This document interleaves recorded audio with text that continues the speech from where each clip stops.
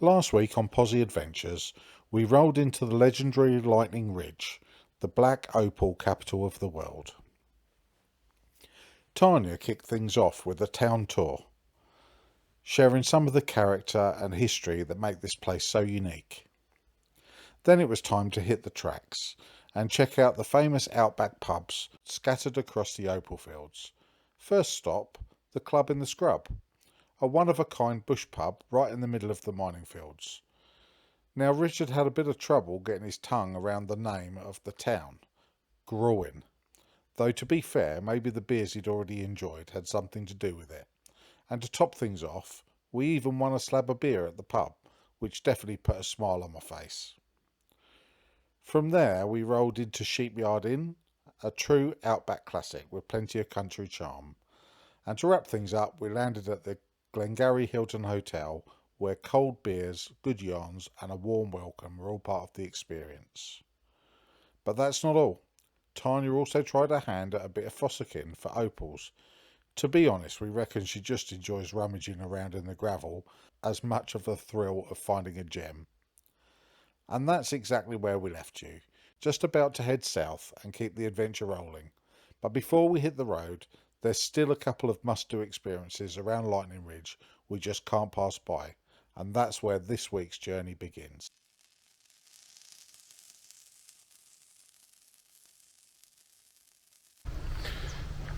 Alright, well we've come out to a place called Amigos Castle. Yep.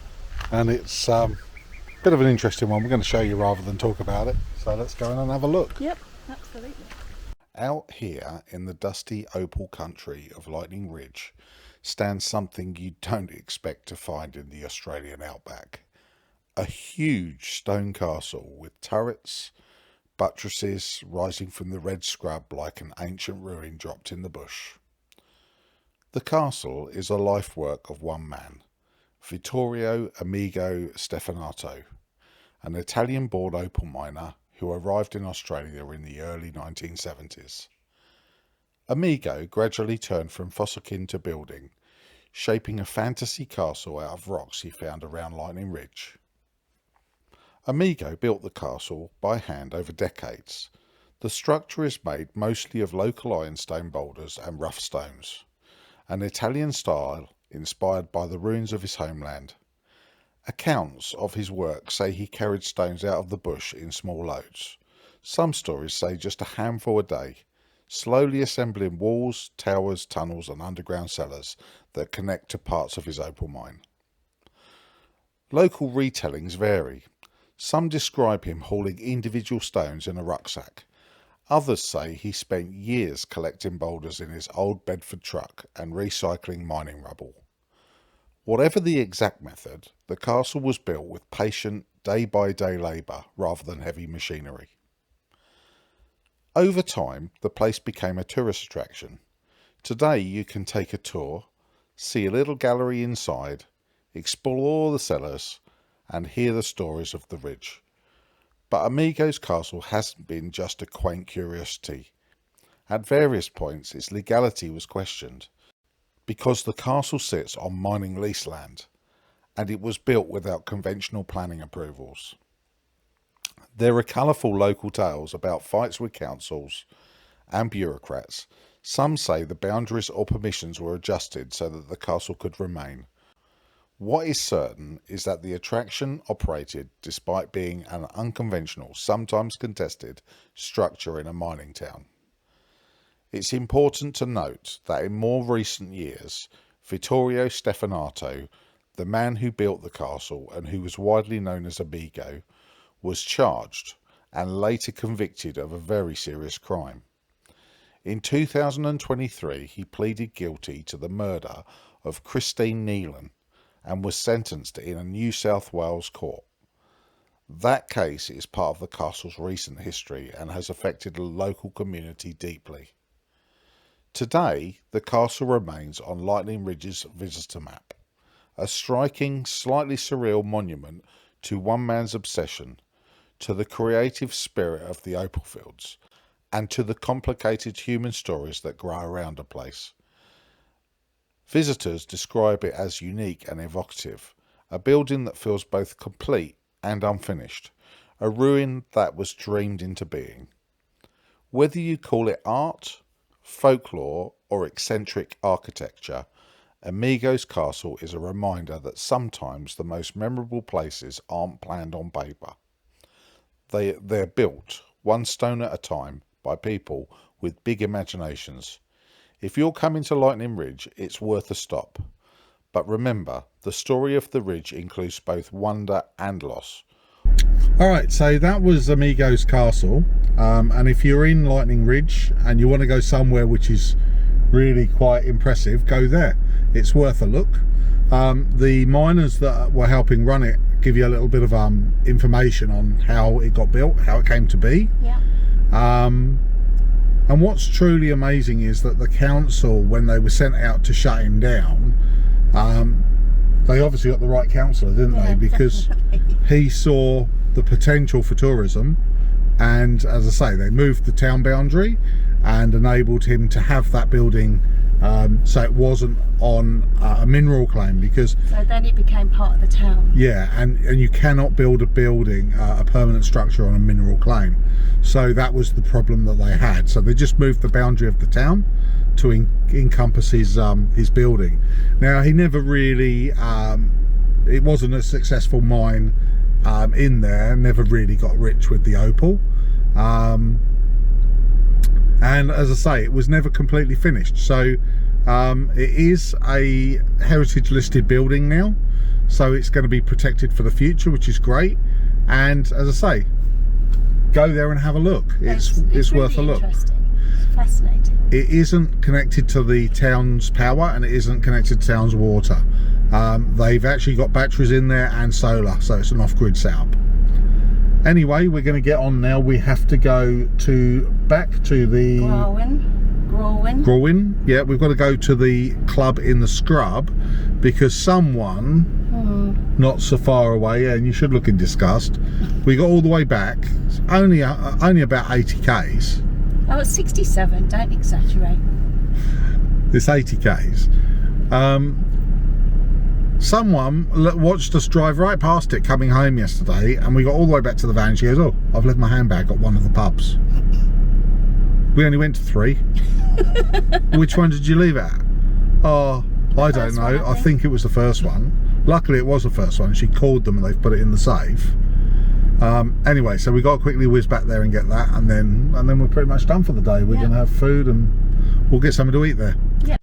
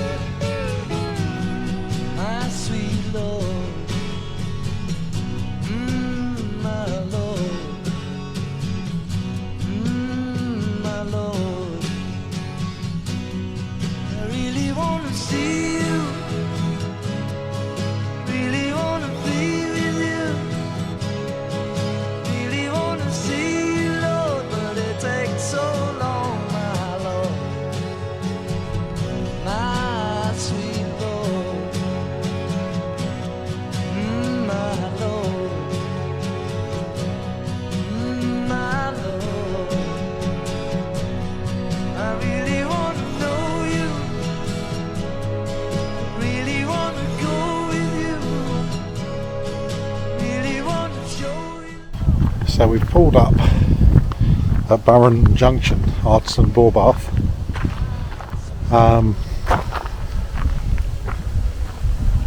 This is almost a free camp. It's a daily overnight site fee of $5 per site per night. Yeah, it's actually not too bad.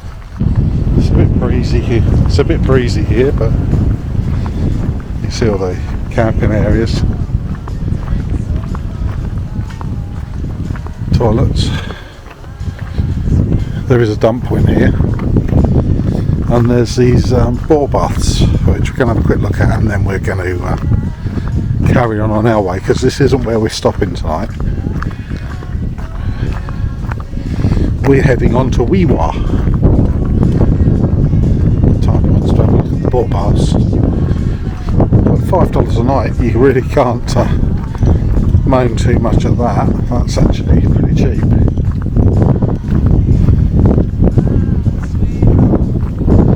Non-potable water, no power obviously.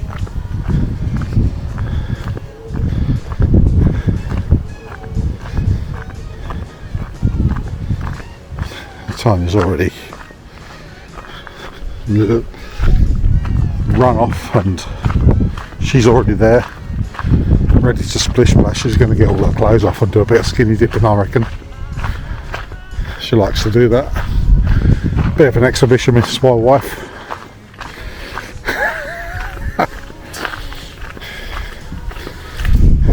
So look then, it's at 35 degrees at the moment. No one's in it because it's too bloody cold.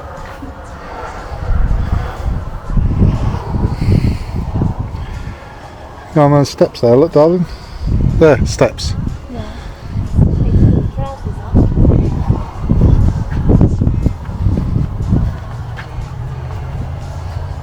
No smoking, slippery steps.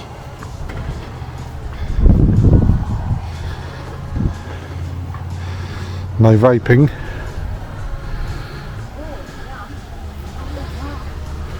It's like a beautiful bar. Is it? Do you want to stay here the night then?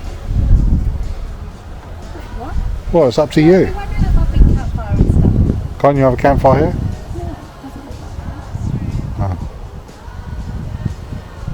No, so if you want to stay here, we can stay here.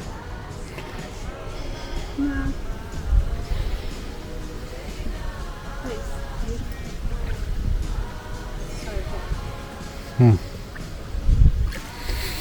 Well, your choice is there. I know, but another time.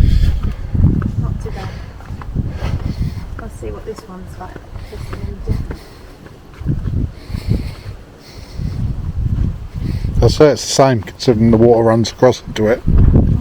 I say that's the kids' one, so that the kids don't drown. Why would they? Would be my guess. Me in, It's a bit cooler, that one. because it's shallower, so the temperatures, and it's being pumped in over there. Look, it's 2 meters deep there, so it's quite deep.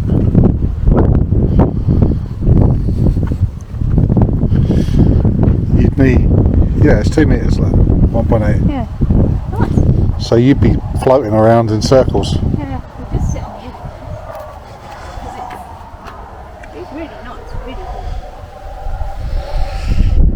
good. Well, you heard it here, guys. I said to her if she wanted to stay here, she could stay here. I don't understand why there's no one here. Is it because it's too cold? Because you freeze to death walking back to, Not cold. you freeze to death walking back to your van. Washing line there as well. Look. You have to pull up the top.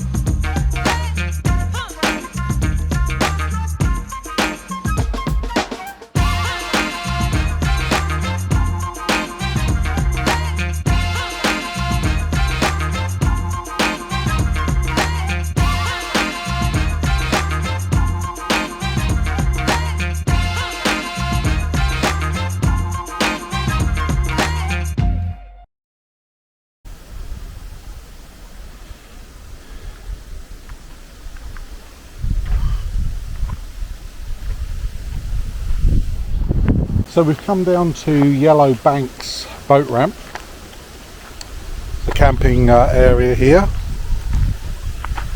It's a nice area. There is a bit boggy. There's a trail that goes down the actual river that looks quite boggy, and it's supposed to rain tonight, so we've stuck to just the boat ramp, which I'll take you down to. Always seem to have the blooming sun in the camera's face. Amateur. Anyway, oop.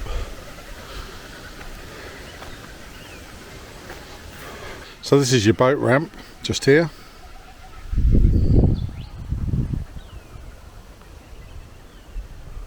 A lot of timber has been washed up on the sides of the bank, but you can camp all the way down this river. The boat ramp itself looks like it's concrete under all the mud. So imagine that it's pretty slippery though.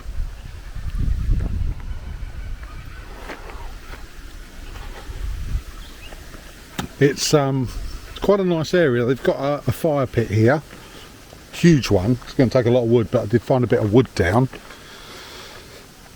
They got a barbecue area, but unfortunately the gas barbecue must be out of gas because it doesn't work.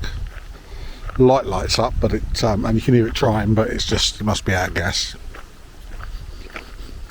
It's a little bit messy here. They've got some IBCs that they're using for rubbish, and they're full, and some of the rubbish is now blowing out of the IBCs.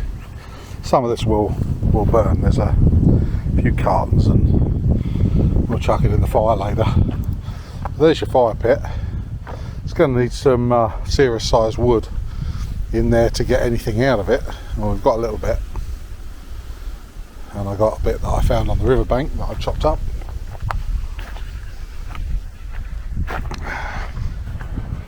And then the track that you can use, that you can go down and camp further down, and we're expecting up to 9 mil of rain tonight, which is why we've not gone down the track.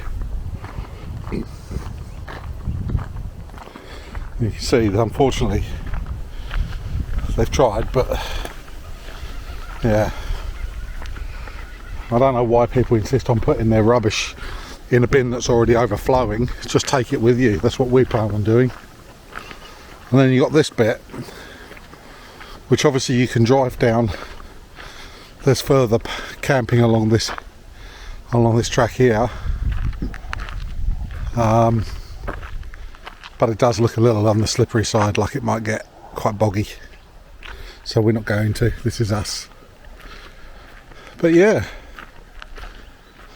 nice camp for a free camp. We might even flick a lure in the river. See what we can find. Might pick up some of this rubbish and burn it tonight as well. It's just a shame. Nice little area this. What's this one here? Hello.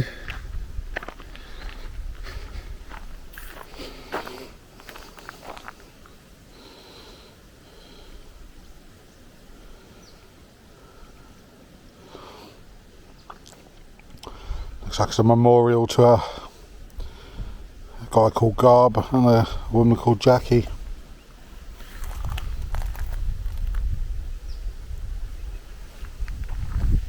Obviously they must have enjoyed this spot.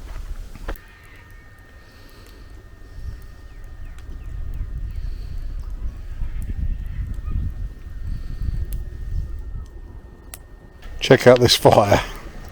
Insane. There's so much wood down here. We've chopped a bit up and decided we're just going to fill this and sit with it until it goes out, which could be sometime early tomorrow morning. We are expecting rain tonight, but we'll check this in the morning. Hopefully we've got through most of the wood that we put in there. There's whole trees down here. As long as you've got a chainsaw, easy. So this is Yellow Banks boat ramp in Wee Waa, and this boat ramp was created in 2019. by the local fishing club, and basically it's taken them, it was on their want list for 10 years to have a solid boat ramp, because you can see it's quite muddy down there, and that's with a concrete boat ramp, so you can imagine what it would be like without it. But they've done this in memory of one of their local fishermen, which is a guy called Grant Hall, and he was nicknamed the Cod King, or Granty Man. Apparently he was the man for catching the cod, and unfortunately he died in a car accident. So they did this in his memory, and his family opened it, and it is, I've got to say it, it's an absolute gem, and it's an absolute credit to the area. It's just a shame that some people can't even throw away their orange peel. They're just straight on the ground. They're just peasants and ferals. There's no need for it. Everywhere you look, little bits of orange peel, bottle caps, you name it. And I've already had a bit of a clear up here as it is with picking up rubbish, and I mean, give you an idea,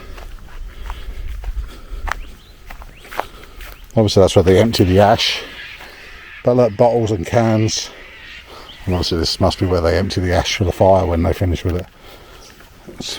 Someone comes over and maintains it out here.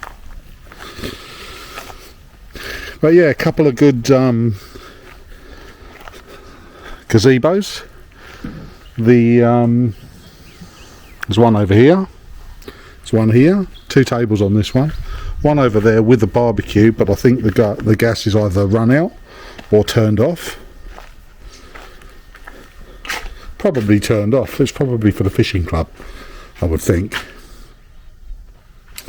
But all this sort of rubbish and paper plates. I mean, isn't the idea of paper plates to make it so that you can just burn them? It's just horrible.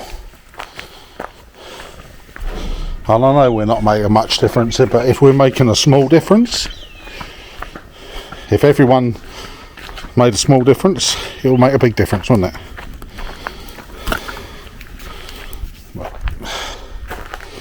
We've got the facility to get rid of some of this crap, and this is the cause of the problem, I think, that this IBC, albeit a good idea, it's overflowing, and there's just rubbish everywhere, and some of it I'm not going to touch because it looks like toilet roll.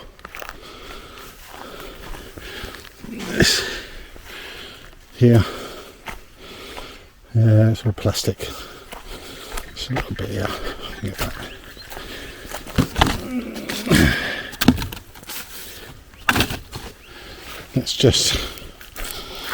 It's quite easy to get on top of it, isn't it? Anyway, we'll do our little bit in gratitude for being allowed to stay here.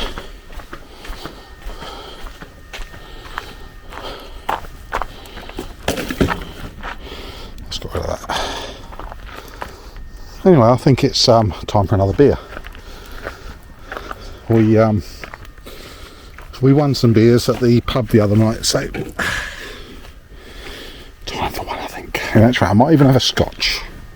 Alright, so we're leaving Yellowbank's boat ramp today in Wee Waa. We had a fantastic night, really nice, right by the campfire. It was good, wasn't it? Yeah, it was lovely. What's that to your head? Oh, It's windy. You got a pair of glasses on I have your got a pair of glasses. She's got her normal hairband that she usually wears. It was very windy this morning. We burnt a hell of a huge amount of wood last night, didn't we? We had an amazing campfire. We've left the fire pit just ash, which is absolutely fantastic. Yeah. So we're going to head out of here. We're heading to Dubbo. Yep. We're going to a Hipcamp in Dubbo. Don't know too much about it, but we'll let you know when we get there. Oh well, had to happen. Yeah, it wouldn't be a Pozzie Adventures trip without some of this. Yep. This is what we do. So, yep, so there we go. So we're driving into it, which is fabulous, but we hope that when we get to our stop in 233 kilometres, then it's not where we're going. I would hope the sun's out and it's 30 degrees. Yeah, that's not going to happen. But we would hope the sun's out, because this was going to happen at some point. Well, we've done pretty well. We've had one day or one evening and a morning in Catherine, and that's it. Yeah. The rest of the time has been brilliant weather. Yep, it has indeed. So the van and the car needed to wash anyway. They were pretty dusty. So that'll get us clean again-ish. Hopefully. Get the mud off the tyres and off the rims, and the dust off the back. It is what it is. Indeed. This is Tuarima Road. Tuarima Road, and that's a cute bridge. Tuarima. Tuarima. And we're going over a river. Event emergency recording. Car doesn't like it. Don't be. Castlereagh. Yeah, Castlereagh River, I think.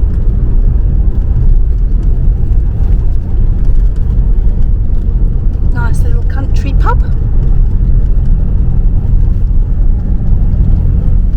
Doesn't look very open, mind. It's a bit early. Oh, it's 11:45. Yeah. So we've arrived at Kadigi Farm. Tina's having trouble with the gate. Going the wrong way, darling. Needs to come the other way. Hang on. I need to back up.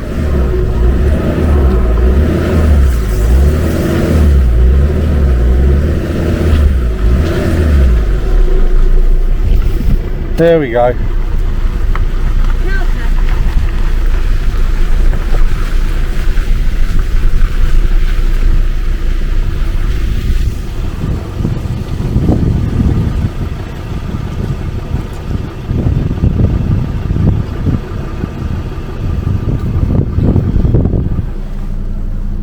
Alright, so this is a Hipcamp just outside Dubbo. It's called Kadigi Farm. The Google Maps from Wikicamps takes you to completely the wrong place. So they do, when you book it here, they do give you directions. I need to pay attention to them because we were still 7k's. Ironically, we drove past the sign and I kind of clocked it at the corner of my eye, and I thought, well, it can't be it because we're still 7k's away. It's actually very boggy as well. Very, very boggy. I'm hoping we don't get stuck. They said they've never had people. Yeah, so it's a first, isn't it? I think the firewood's at the next gate down. Anyway, I saw the sign and we're really slipping sideways. I saw the sign and I ignored it because we were 7k's away. This is really slippery.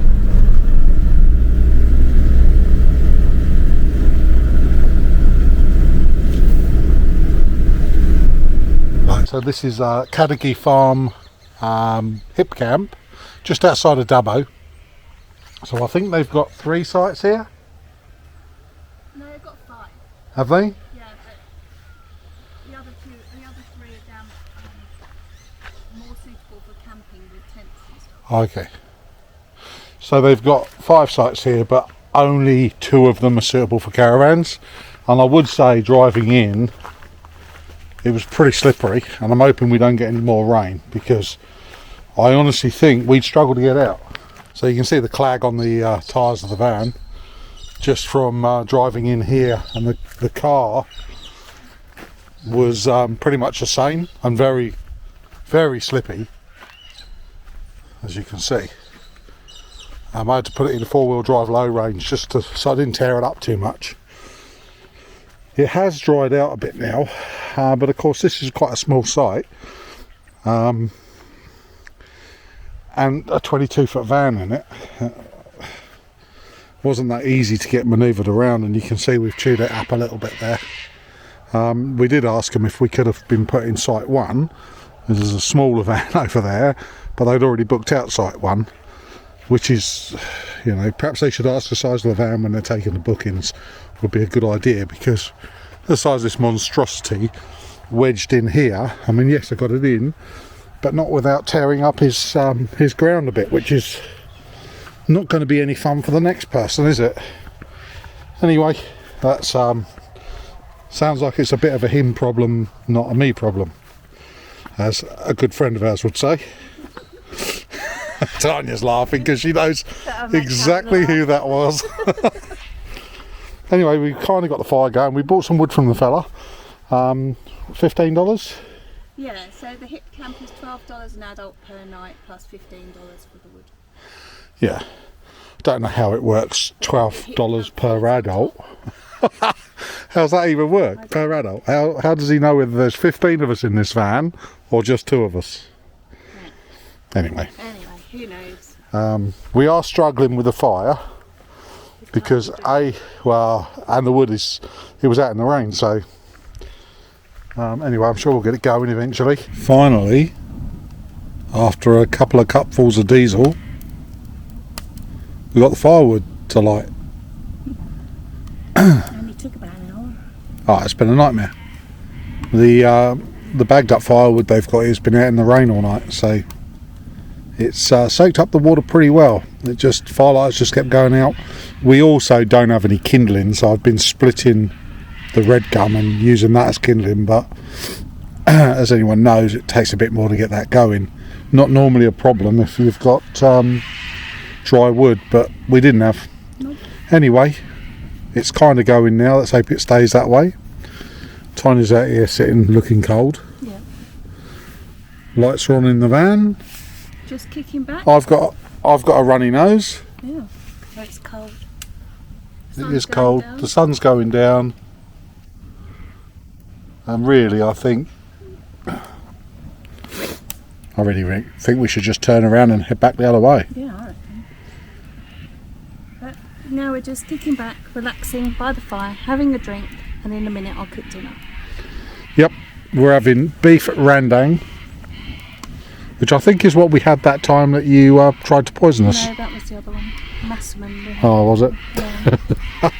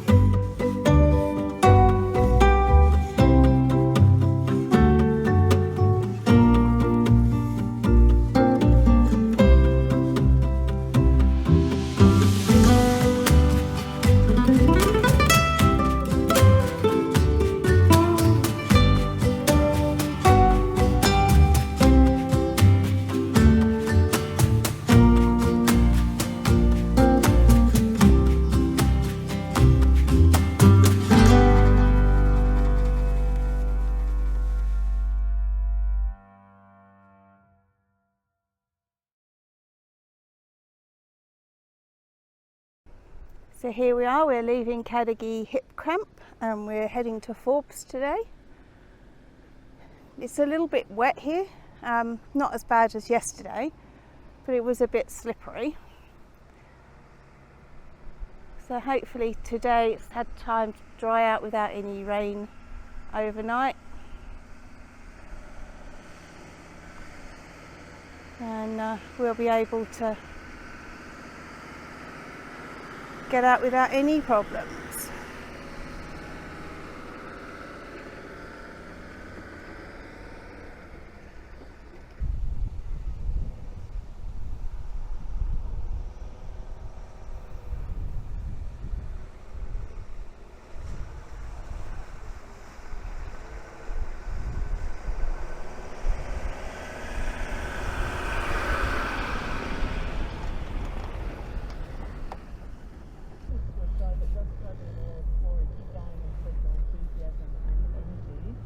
You're through. Huh? You're through. Not through yet. Oh.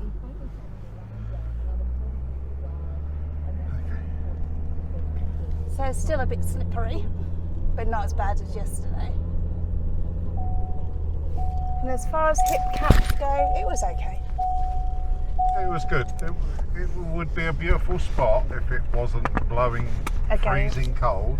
And blowing a gale. And really, to be fair, this guy really wants to put some crushed rock down on this driveway because it's clay, it's red clay, and it clanks your tyres up real quick. Look at the mess it's made here. Look. Yeah. He said, "Oh, I've never had anyone stuck. It's only a matter of time." Alright, I'll go do the gate. So that would go anyway. Yeah. More muddy now. Not filming, my love. More muddy.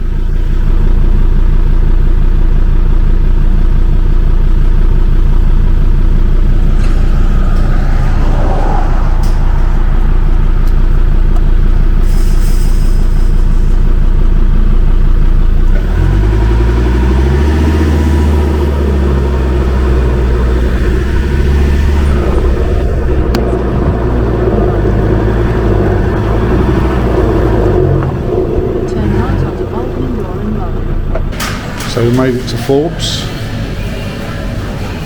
and now we're going shopping. It's freezing in. It's snowing, I reckon. I'm not happy. It's time's not North. happy. We need alcohol. Where are you going, darling?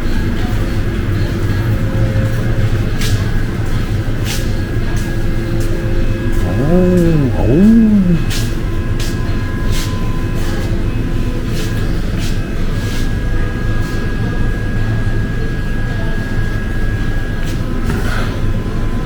What about Woodstock bourbon and cola?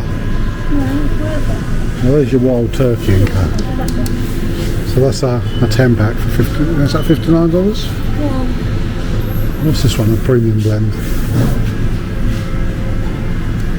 That's 6.5% alcohol. That's only 4.8. All right. So this is where we ended up. This is Forbes. And this is a free camp just along the river. I believe it's called Wheggo Park. Come down here. There is a dump point here. There's water here. And pelicans, by the looks of things, straight across there on the other side of the bank. A lot of people seem to take advantage of it. Bit muddy. We've had quite a bit of rain while we've been here. Been chucking it down.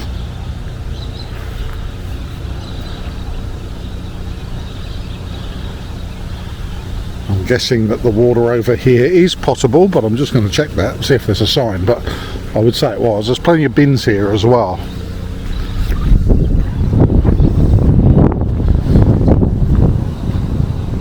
Jeez, buddy. There's that generator running in the background. Maybe he's not going to run that all night. Yeah, so there's definitely a water point there, and that's the dump point.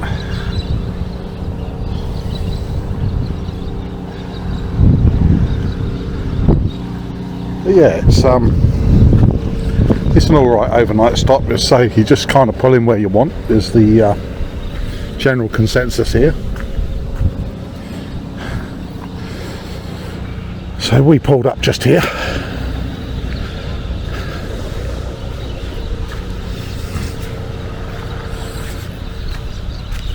But yeah, it's a boggy old one.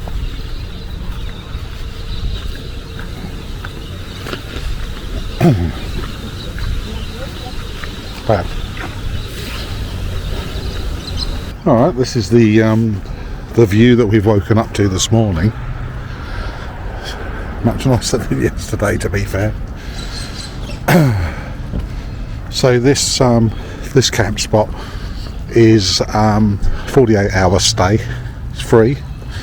You're supposed to collect your grey water, but it looks like no one does. This guy's got it leaking out onto the ground. To be honest, I don't suppose it makes an awful lot of difference right now. It's the ground's so wet anyway. But ideally you should be collecting it. And I think this is, not sure what the river is.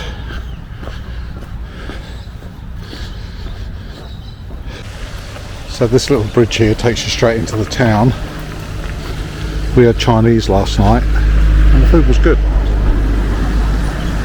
So just next to the campground is a park called the Lions Park, and there's a cafe here. We're chatting with the lady in the cafe. I needed to charge up the eco flow. She pointed out that the barbecue area, which we've just used for our breakfast, we've cleaned it all up, but we've basically cooked our bacon and eggs on here. There's a couple of power outlets in here, so we got the eco flow plugged in, charging it up, and I've cleaned the barbecue as best I can. It was actually not that clean to start with, so it's better than it was. And now we're just going to wait to get a bit of power in the eco flow for tomorrow, because actually for today, because we're free camping tonight in a place called Sandy Point, I believe it's called. It's about a 4-hour drive from here. So we'll get as much charge as we can in the period we'll get prepared to wait, and then we'll hitch up and we'll move out. Here comes my beautiful wife.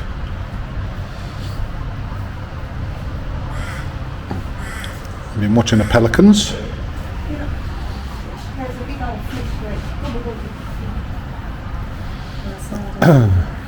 It's a nice spot. The coffee's good in the and the hot chocolate's good in the cafe as well. They do waffles there as well. Well, we've left Forbes and we're now heading to, is it Sandy Point? Sandy Point in Hay. In Hay. So, Hey, the monkeys. well, Muppets, not monkeys. Yeah, so the weather's turned it on again for us, so we've been so lucky with this trip. We really haven't had hardly any rain at all. No. Yesterday was pretty crap. Yeah, it was a caravan day yesterday, And for sure.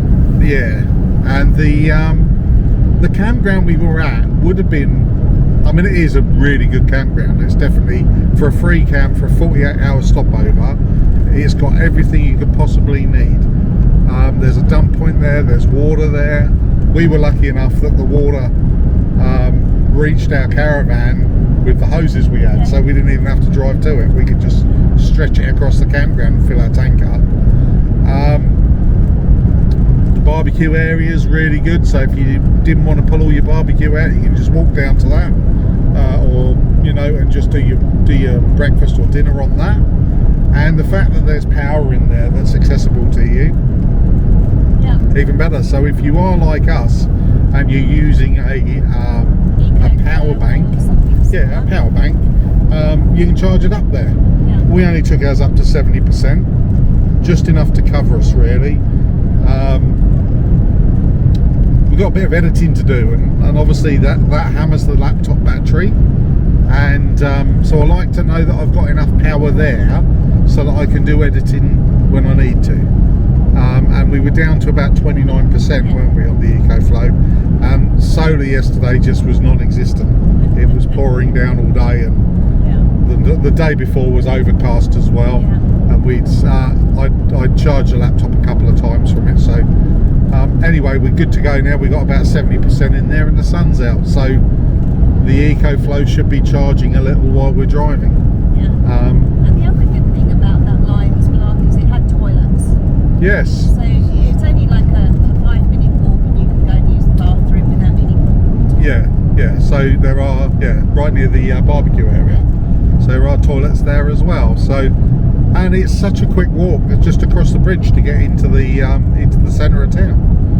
So, and the food at the Chinese was nice, wasn't it? Yeah, it was from the Forbes Club. Yeah. Recreation Club, and it's got a Chinese restaurant in it. And we got takeout last night because I didn't want to cook. Yeah. We were having a lazy day yesterday because of the weather and everything else. We figured, nah, we're gonna spoil ourselves a little, so we did. Yeah.